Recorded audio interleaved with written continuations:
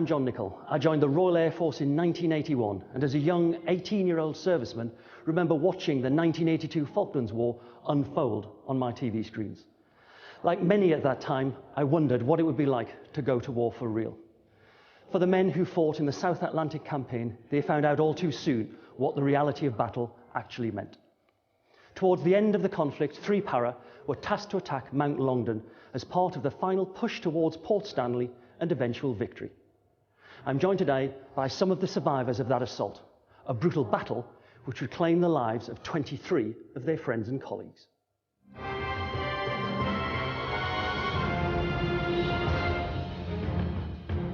Tony Wardby was a section commander in A Company.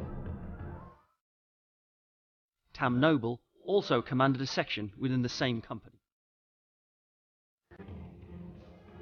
Mike Southall was in B Company, alongside John Ross, who was 5 Platoon Sergeant, and Lance Corporal Len Carver. For the first time for many years, British sovereign territory has been invaded by a foreign power.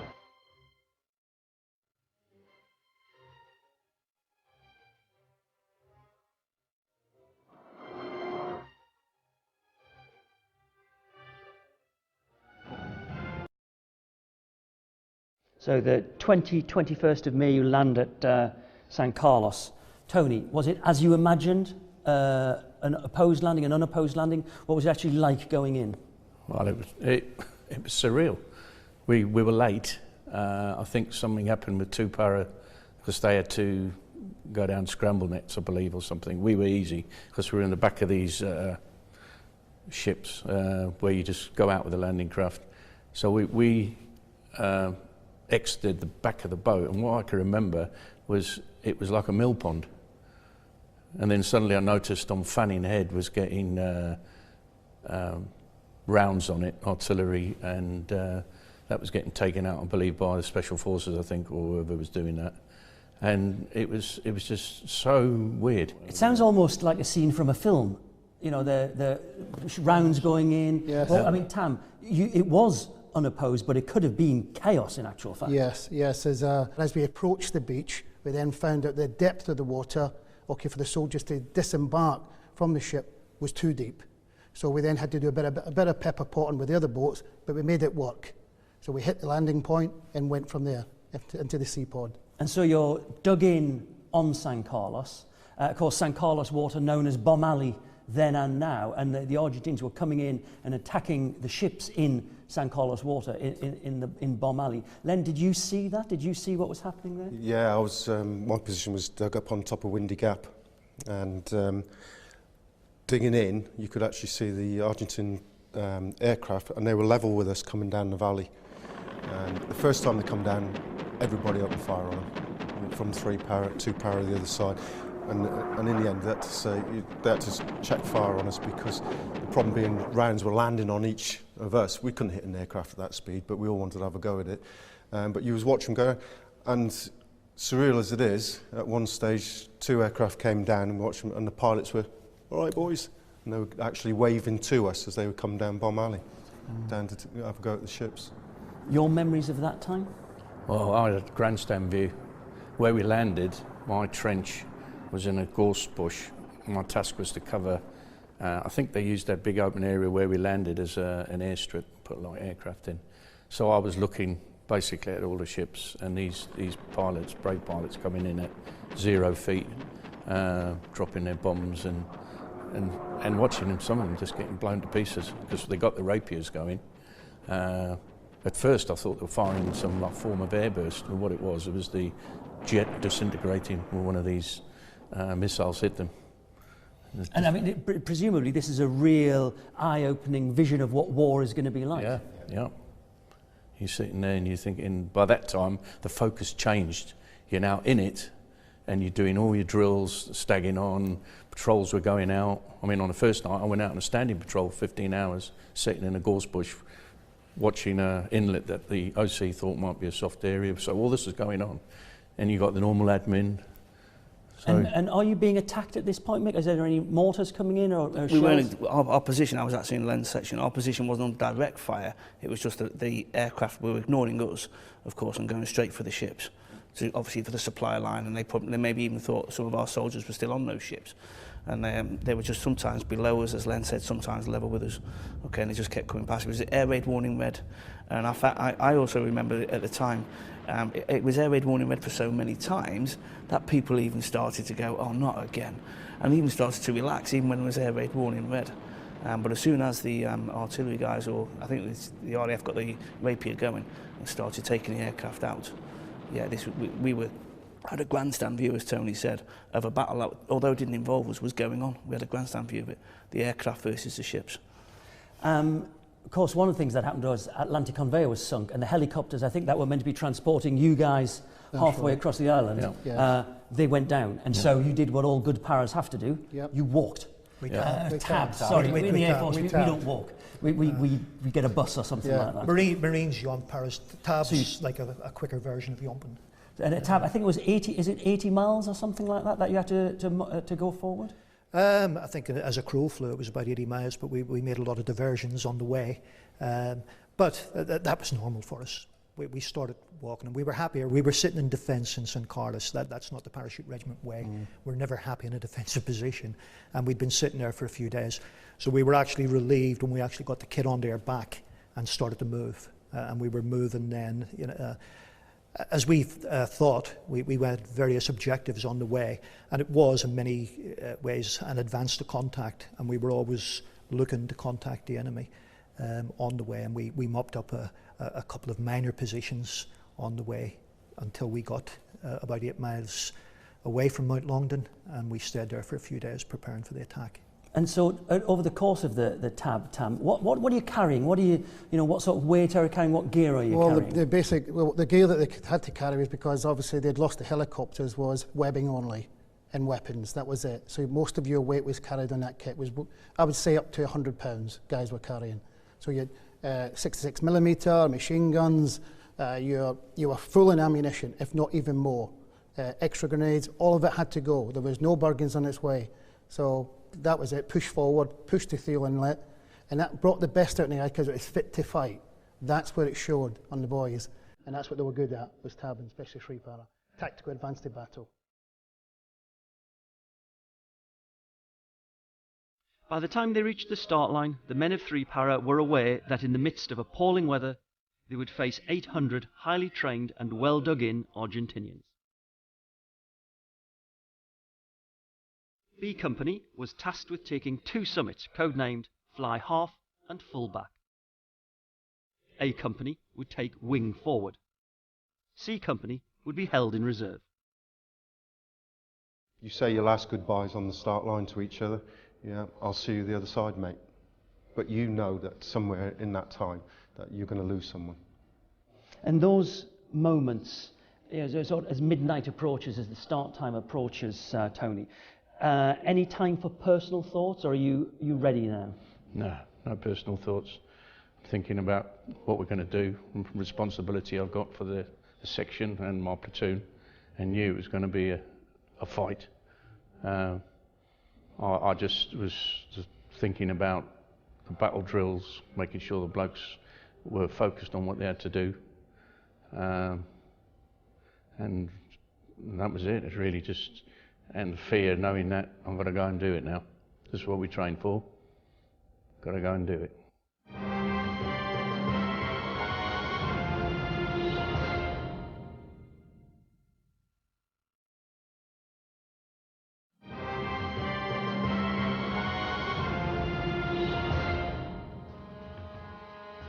The battle for Mount Longdon began when 3 Para left their start line on the 12th of June 1982. The plan was for a silent approach. As we set off and we could see the silhouette of Mount Longdon in front of us, we knew this was a real thing. You know, that was a completely different atmosphere. The guys were up. I was in my position, centre rear of the platoon. The young lads were in front. And as we approached Mount Longdon, one of the guys in 4 Platoon, Brian Milne, stepped in an anti-personnel mine. That alerted the Argentinians. They weren't fully stood to, which gave us an advantage. And we had questioned the sense of a silent night attack. It wasn't something we'd ever trained to do. You know, it was different. But there was reasons for it. We didn't have enough artillery to support every attack into Longdon. There was reasons for it, and I firmly believe to this day that the commanding officer's decision to do that actually saved lives.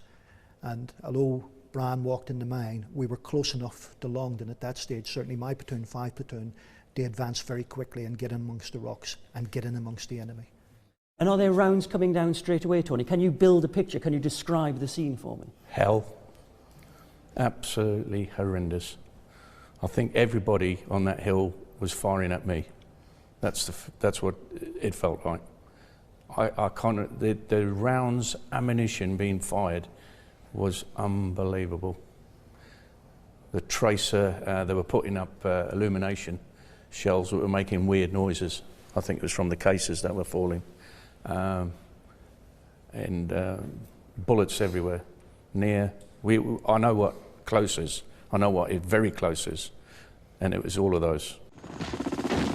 You could see the peat all being, with the rounds hitting the peat, all strike, and it's all around you.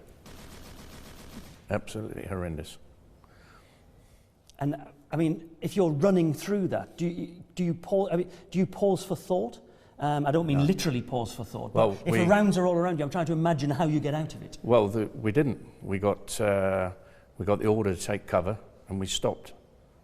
We went to ground, and there was hardly any cover. There was a little peat banks where you get the peat drops, and managed to get my section along one of the gullies, but it wasn't really affordable cover, proper cover, because remember they're firing down on us.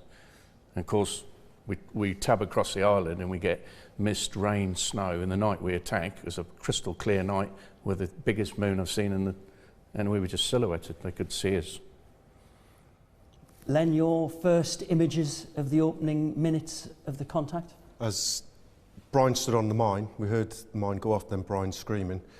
The two lads, I was a gun team commander, I was a lance corporal with two lads with a GPMG heavy machine gun. And when that kicked off, I just said to the two, follow me, we're going up this rock run. Stay behind me, if I go bang, you know it's safe then, carry on. And we just went up this, and if you imagine, it's just a long run of rocks. And we were just bouncing from rock to rock, going up into, and it was a steep climb. It wasn't a flat surface, it wasn't a flat field, it was a climb into a mountain. And we just went up through until we got into the large rocks. We could hear, obviously, the gunfire going off, machine guns opening up. We could hear the Argentinians shouting in Spanish, and all I thought was just to get into cover, because we were actually out in the open when it happened. So I just wanted to get myself and the two lads up out to this open ground. Tam, those opening few moments from your perspective, what are you seeing? Well, I was a section commander, 2 Section A company, and we were on the left-hand side of the B company, and our objective was wing forward, which was a spur just to the north-east side. And I believe there was 3 minefields there as well. But as a section commander, there was the initial compromise, which was obviously Brian stepping on the mine, as Tony just described it, it was just unbelievable. But as a section commander, that is where your training kicks in, okay, to get your men going forward. But we were in dead ground, a slight dead ground from direct fire, so we used the folds in the ground as best we could to keep as low as we can until we received further orders. But at that time, B Company were well in the thick of it. They were taking most of the fire in the depth position where they were, and it was now for A Company to establish a new plan. But yes, for the section commander side of things, that for me, that's going to war. So John, in B Company, you're in the heart of it, as Tam describes. What are you experiencing? What is it like for you to be in the heart of that battle? Well, 5 platoon, we were actually point platoon of B Company, so we were right at the front. As the guys have said, we became fragmented slightly because the natural thing as soon as in the drill, as soon as you come under fire, and we'd never ever been under the intense fire that we were under at this stage, was for the guys to get down, get into cover. My job at that point then was to try and get the platoon together again and start consolidating. I was aware of Lenny and the guys up the front and Corporal Eaton's section. And we could see and knew exactly, listening to the radio, the fight that was going on. And we were fairly close. It was only 20, 30 metres maybe at most. When you say you can see, what can you see? What is the image that you can see when you say, I can see the fighting going on? The image was that at one particular, there was a 50 caliber machine gun post manned by Argentinians, and the guys had to take that out. And that was one of the guns that was putting severe fire down on the A Company. We didn't have anything of that caliber. We learned, and we got them afterwards, but we didn't have weapons of that caliber. So just the sound of a 50 caliber firing, you know, the thud, thud, thud of it, in conjunction with all the other firing that was going on, it was pretty ferocious. So I was aware and watching these guys assault and take out the first gun position. As we were moving up towards them, I'd started gathering up the platoon, and we'd some support company guys with us.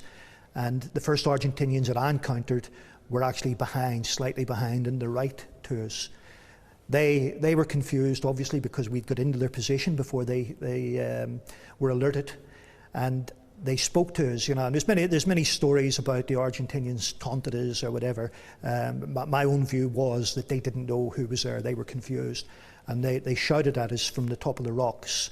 And of course, they were answered by gunfire. And Len, we talked about the 50 cal. I think you were part of the team that actually took out one of those guns, again, heavily defended. Can you describe the action? I mean, I've used an SLR on the range before, but never in close combat. It must have been an amazing experience. Yeah, basically the three of us, I said early on, met up with Corporal Heaton.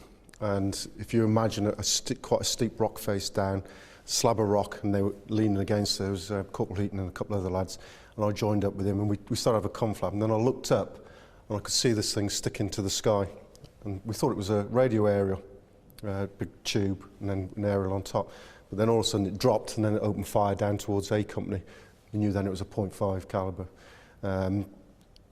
Where we were literally 15 foot below it, and you could feel the vibration from the rounds as they were leaving the barrel, you know, and that sound, dum, dum, dum, dum. So basically what I did, I grabbed three lads and said, right, we're going to take this out.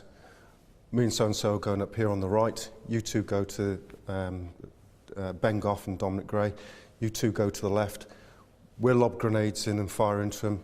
You clear the trench.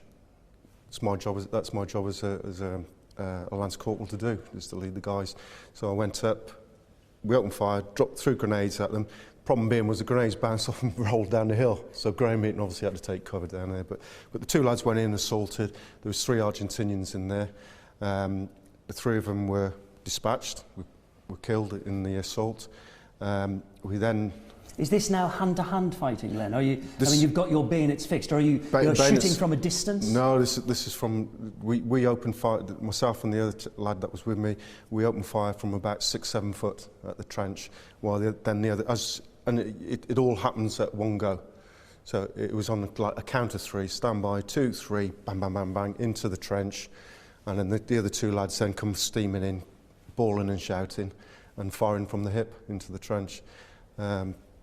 They actually jumped into the trench, the Argentinians, and they were killed.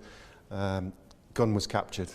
So we took that out, you know, gave A Company a bit of respite, just well from 1.5 at least. Tony, I mean, you're coming under mortar fire almost constantly, and I think you had a lucky escape, didn't you?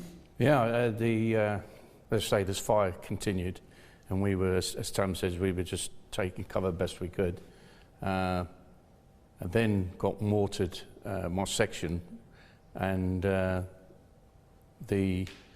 heard this horrendous noise, never experienced before. When I looked behind me, it's a mortar round has landed about 2 feet from the back of my legs, hit the peat and not gone off.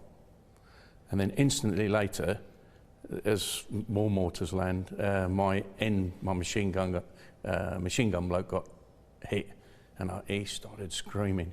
So I've run across to where he was, found out he was the machine gunner. Obviously, now as a section commander, I've got to command and change things because I need the gun.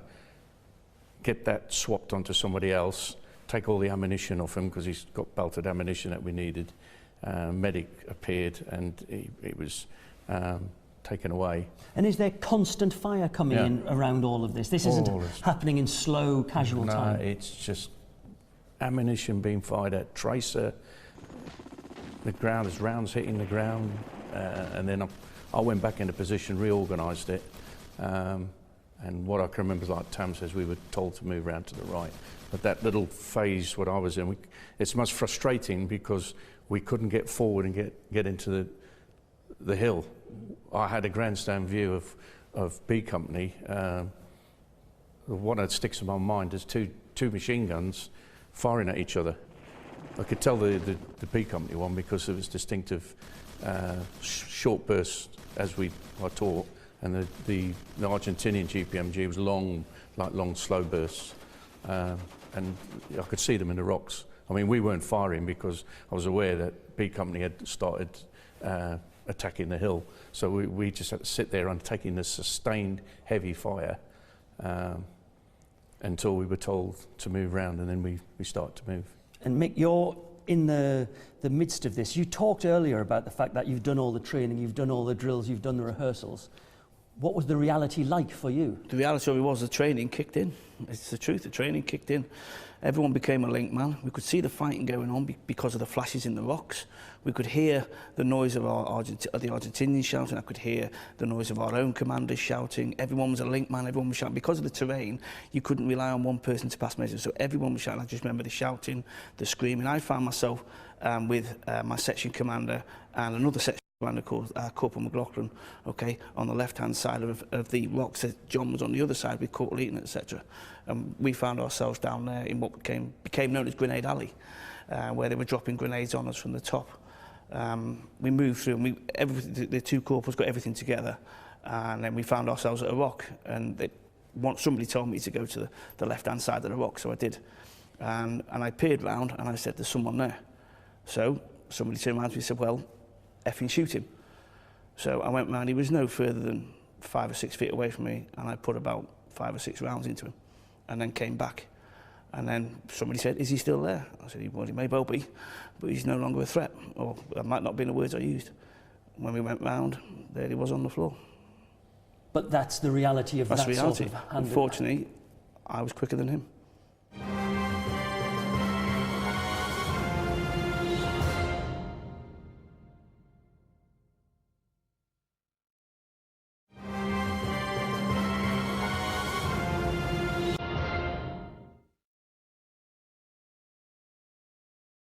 The men of 3 Para were making progress on Mount Longdon, but it was a long, hard, cold fight.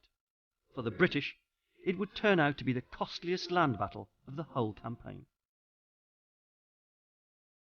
We pushed forward as far as we could get, and we were coming against a wall of fire.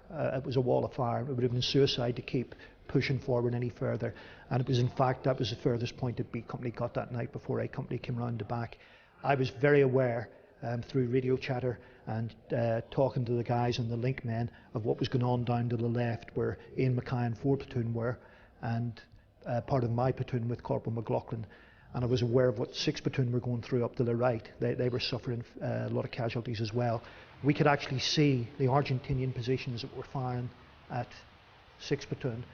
I turned some of the guns onto those positions, but 6 platoon were right in amongst them, so they could immediately come back to stop because we were putting them in danger. And they were in exactly the same position that we were in. They were in very close and personal with the Argentinian positions, and it really was, as Mick says, you came around a rock, there was a guy there, he had to be taken out.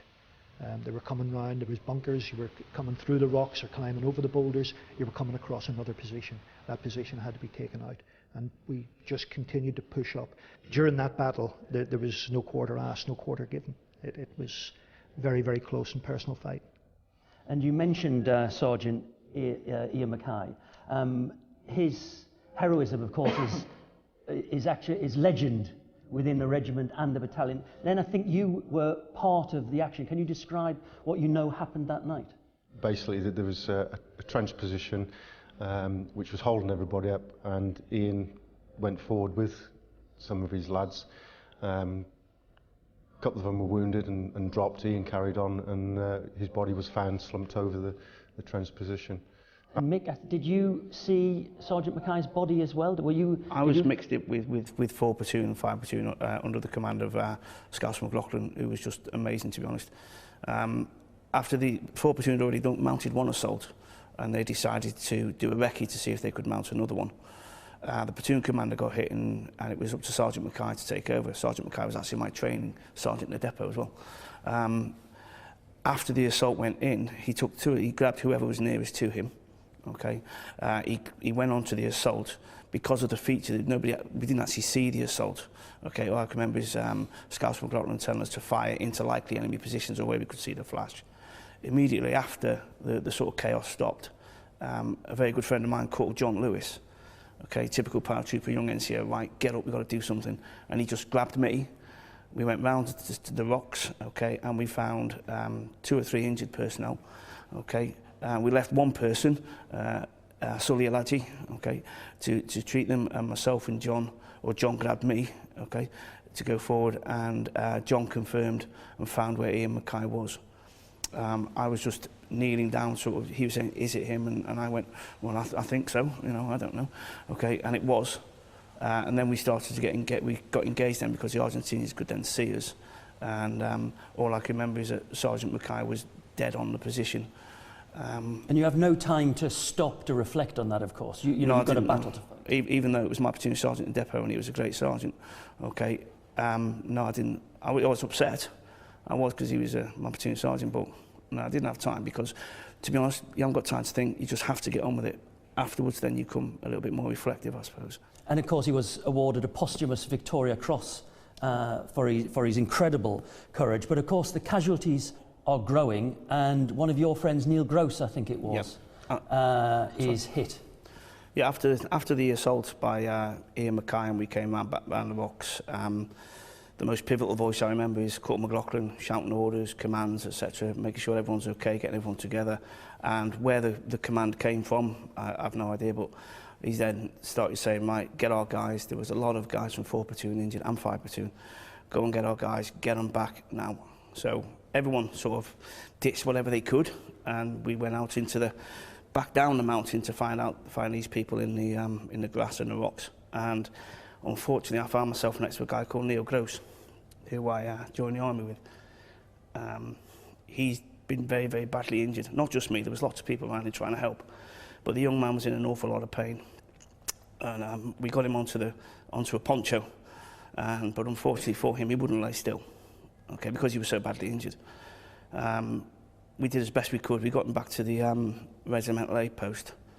And there was one person at his head, and I was at his feet. The medic, Phil Proberts, was trying everything he could. And Neil was in an awful amount of distress. And then all of a sudden it went quiet. And that's when he went. And of course, these are your really close mates. These were, yeah. You know, one of the young lads that you joined up with. I joined the army with him in 1980. There was 3 from our intake in 1980 that were actually killed. All under. Neil was 18 on the day. The other 2 were actually under 18. It was his birthday that day, wasn't it? It was his birthday that day, yeah. It was just fate or bad luck that I found myself actually next to him.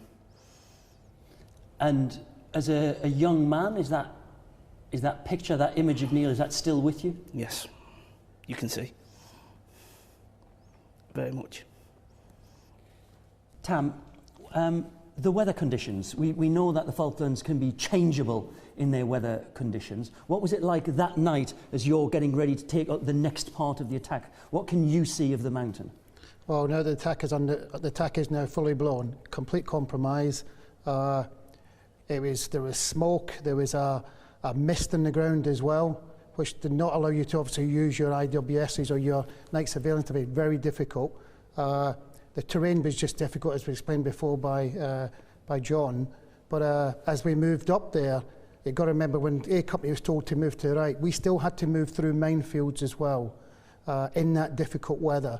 There was a frost on the ground as well, which was a godsend for us, because when we got to the minefields, we actually used our footprint and just say, follow me. My soldiers would follow me. This isn't a field, this is peat bog. You're sinking into your ankles. Frozen peat bog, through a minefield, You would walk it. We took the same route in which Corporal Milne stepped on a mine. We followed that route through, all the platoons. You would ask your soldiers behind you, step into your footprint as we led through into the back of Longdon. And then that's when we pushed through, where we then found the chaos.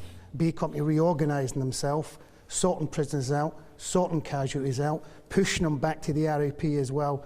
A lot going on. A lot of swapping smocks, swapping rank as well. And then that's when A Company then pushed itself up onto the bowl. The 3 platoons then got established. And so, Tony, as you're moving around through a minefield now, you would have engineers guiding you through a minefield. You just wouldn't run through a minefield. But back then, that's what you had to do. No, we had to get up to the rocks. And I said, same as Tom, I just said to the blokes, try and step them. By the way, you're under fire. I mean, it's just crazy what you do, but you have to do it. That's the job. So he just said to the blokes, make sure you step in a man's feet in front of you.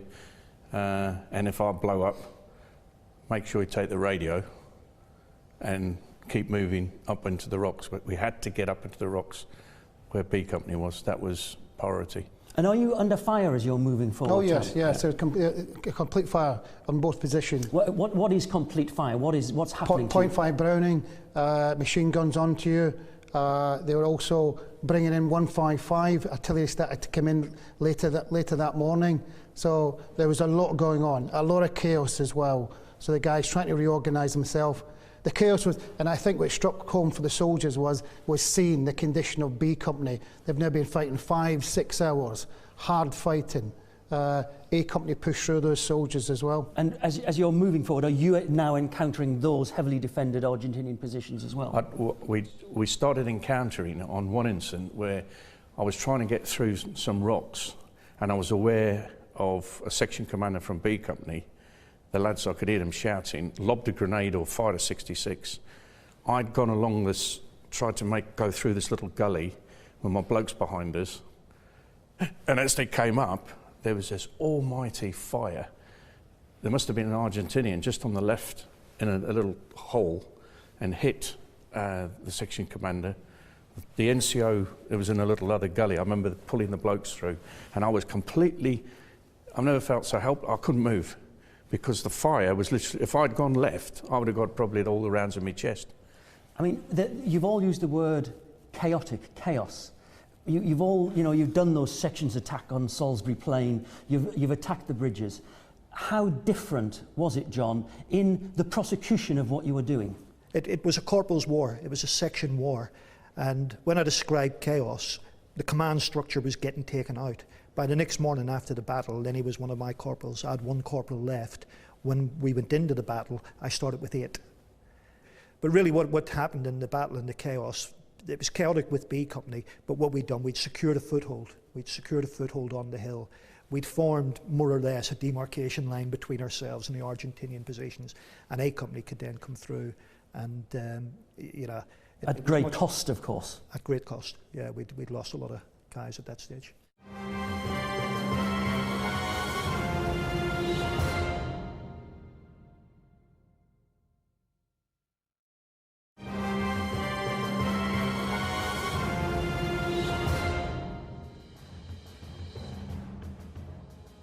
Three Para had faced 800 or so well-dug-in Argentinians backed up by artillery. Enemy defences were crumbling, but there were still pockets of resistance in the rocky terrain. As B Company manoeuvred along a sheep track, they walked into an ambush. We shake out in single file because the sheep track is narrow. If you imagine a steep rock up to our right and then it falls away to the left. We come out from the rocks, the 2 lads in front are leading. I'm about 4th in line, there's a guy in front of me. And as we come down, literally about 25, 30 feet in front of us, there's a big rock and there's a gap between the rock on its own. Sheep track goes between that and the rock face.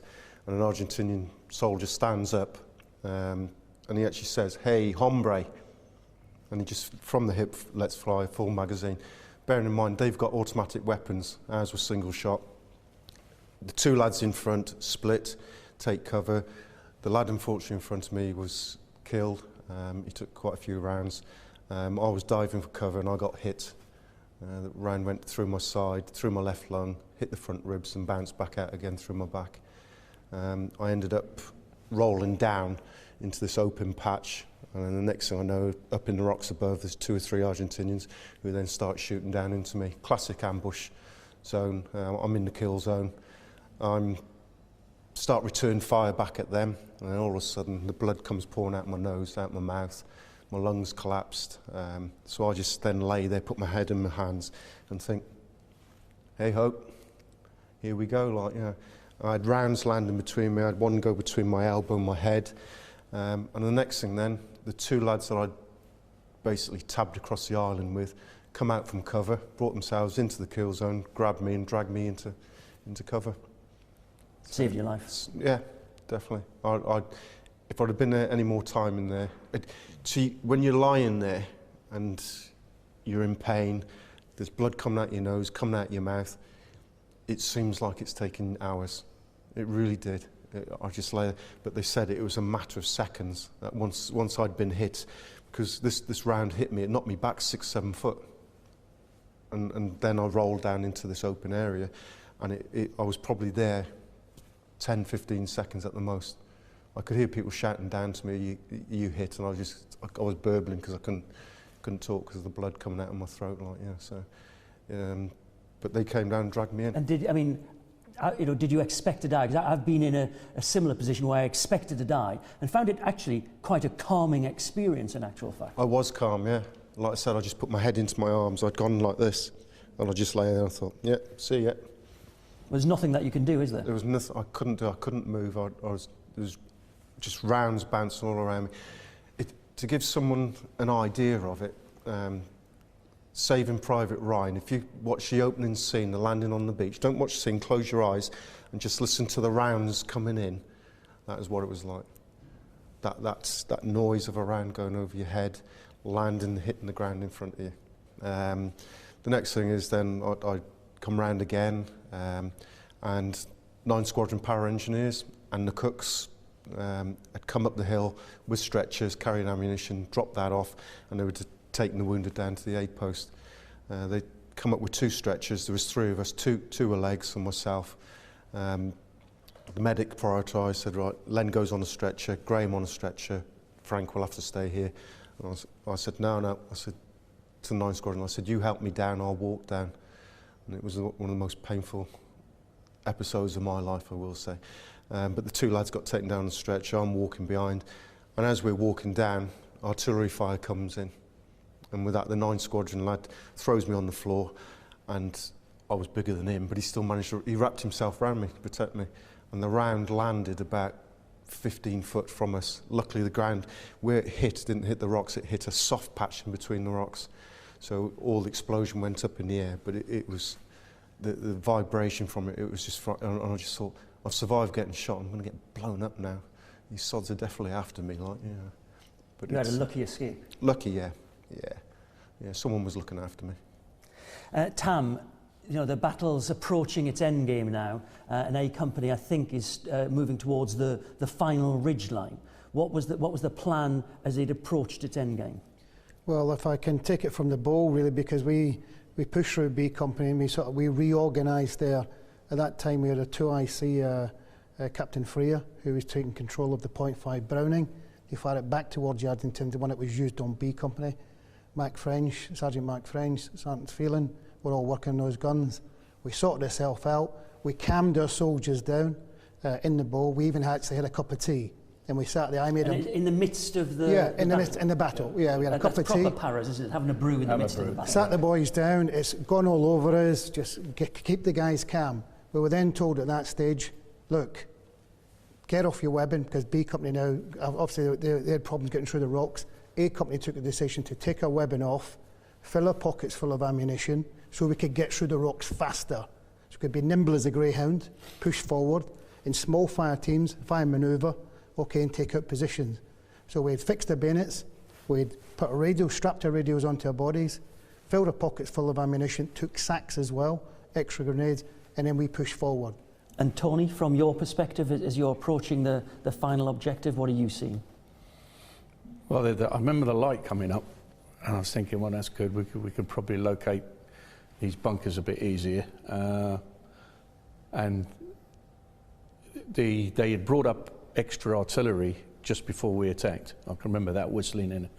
And when we went over the little ridge and then started to move down, the pockets of resistance was a lot lighter, because I think a lot of them had legged it than B Company, but we were able to work easier and clear positions with grenades and using the rifle. And we started to reorganise and check the area, and we had 3 prisoners we sent back, we found in the bunkers, because when we cleared it on a reorganised, they cleared the positions. One bloke was just wandering around completely shocked, in shell shock or whatever you want to call it, and got to talk. What were they like, the Argentinians? You know, what well, sort the of two I dragged out as we didn't know there was a bunker there. It was a large like poncho. There was kit everywhere. One of the soldiers pulled the poncho back. We were greeted with these shivering wrecks. They had the pictures of their family and rosary beads.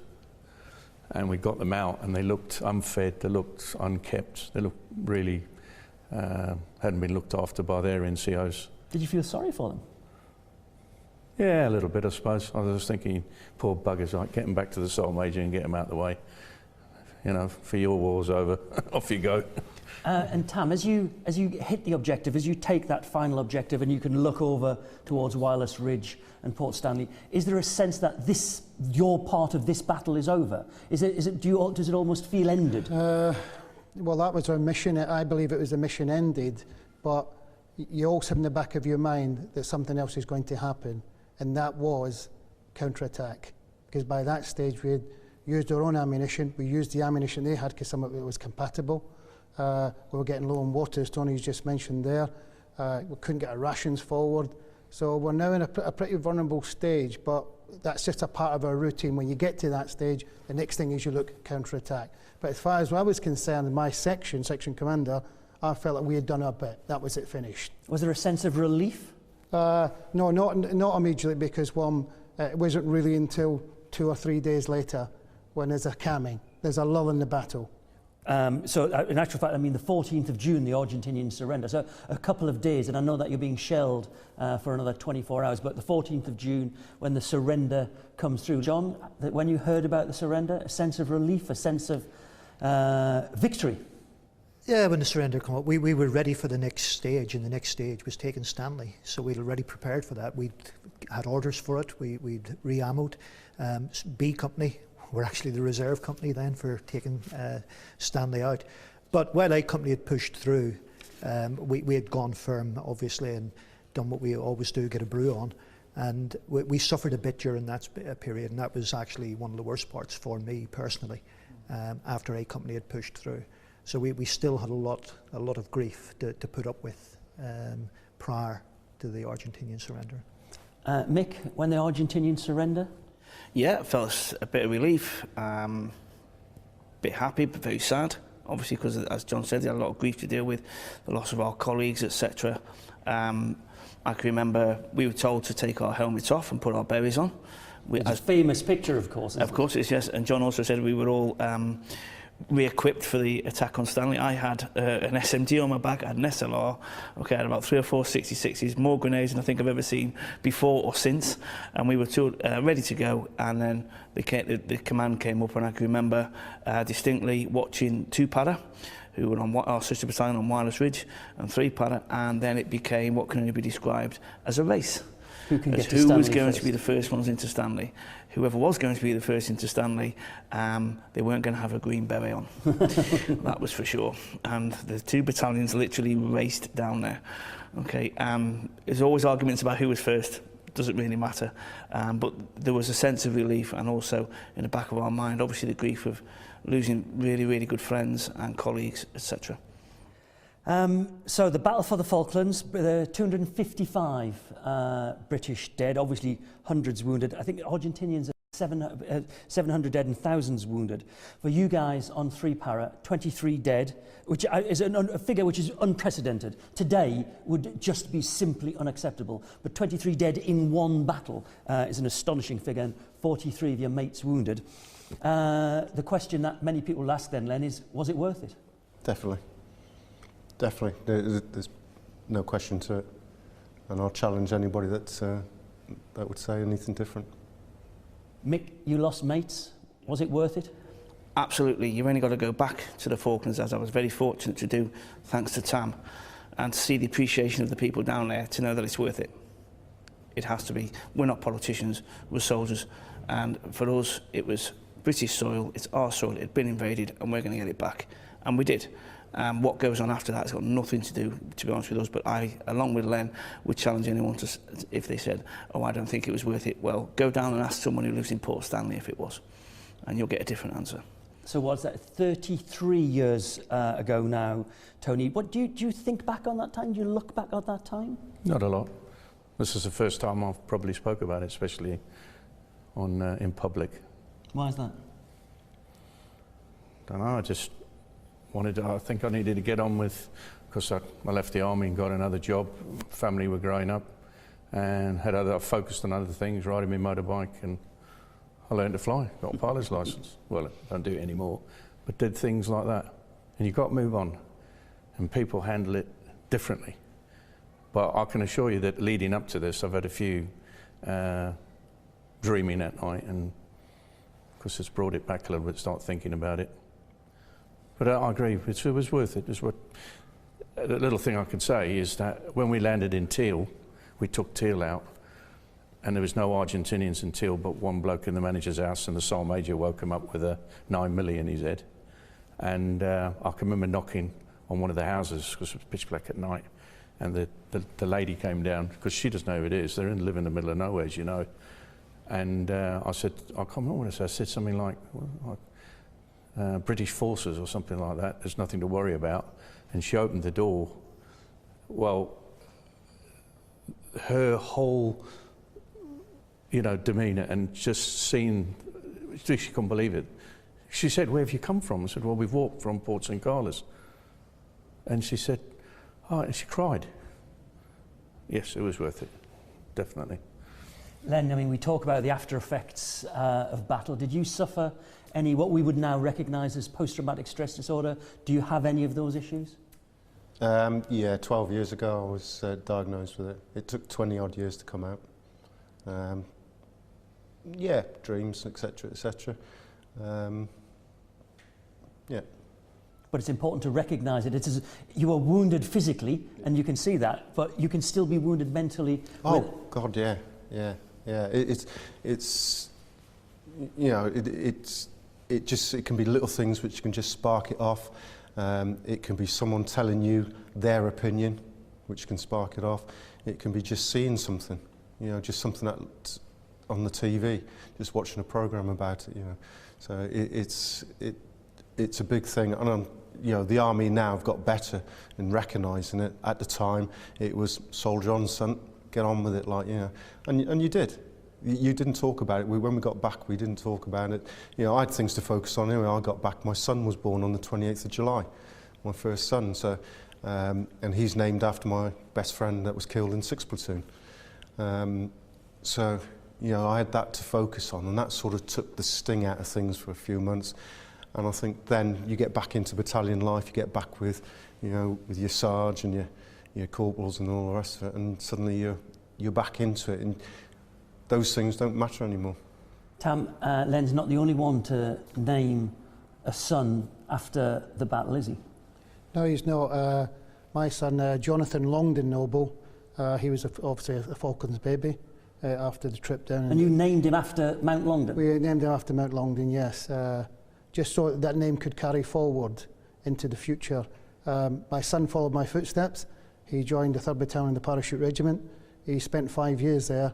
But unfortunately had to leave. He was involved in a fatal car accident and is now in sort of rehabilitation now. I take care of him now, but he's also supports the Royal British Legion and helps those who have just come out of the Afghanistan war to put themselves back on track.